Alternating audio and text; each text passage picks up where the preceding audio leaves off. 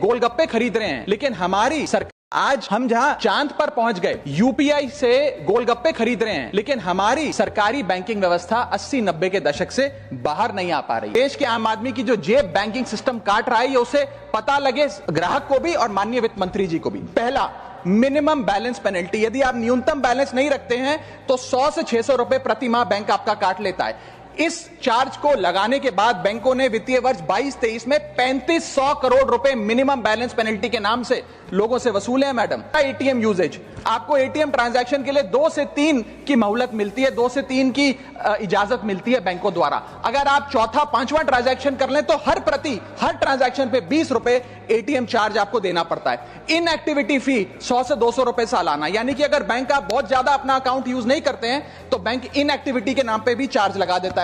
फिर bank statement आप मंगवाते हैं तो बैंक स्टेटमेंट इशुएंस चार्जेस के नाम पर आपसे 50 से 100 रुपए लेता है। फिर आप कहते हैं हमें एसएमएस अलर्ट के माध्यम से मेरे बैंक के खाते में क्या आ रहा है उसकी जानकारी मिले, तो एसएमएस अलर्ट चार्जेस के नाम पर भी प्रति क्वार्टर 20 से 25 रुपए आपसे लिया जाता है। ऑनलाइन पेमेंट करेंगे एनईएफटी की तो ट्रांजैक्शन फी भी ली जाती है। जबरदस्ती आपको पहले लोन बेचते हैं और फिर उसके बाद लोन प्रोसेसिंग फी के नाम पर 1 से 3% लोन अमाउंट का काट लेते हैं। और जब आपकी किस्मत ठीक चल रही हो और आप समय से पहले अपना लोन बकाया जो है उसका भुगतान करने बैंक पहुंच जाएं तो loan pre closure charges, early payment penalty के नाम पर भी बैंक आपसे पैसा वसूलता है। साधारण सा सिग्नेचर बदलवाना हो, नॉमिनी की डिटेल्स बदलवानी हो, उस चेंज पर भी 200 रुपए प्रति ट्रांजैक्शन के नाम पे बैंक आपसे पैसा वसूलता है। और डिमांड ड्राफ्ट पे ऑर्डर बनाने जाएं तो 100 से 200 रुपए प्रति डिमांड ड्राफ्ट आपसे पैसा वसूलता ही वसूलता है। यानी कि कस्टमर्स की जेब काटी जा रही है और कस्टमर्स को पता भी नहीं लगता कि कितना पैसा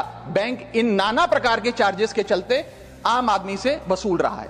अपने क्वार्टरली या मंथली टारगेट्स पूरा करने के लिए बैंक के एग्जीक्यूटिव मिस सेलिंग करते हैं, गलत प्रोडक्ट लोगों को बेचते हैं। यह भी एक प्रकार का हनी ट्रैप है। मीठी मीठी बातें कर कर भोले भाले मासूम लोगों को ऐसे प्रोडक्ट्स बेच दिए जाते हैं जिनकी जरूरत उन्हें है ही नहीं।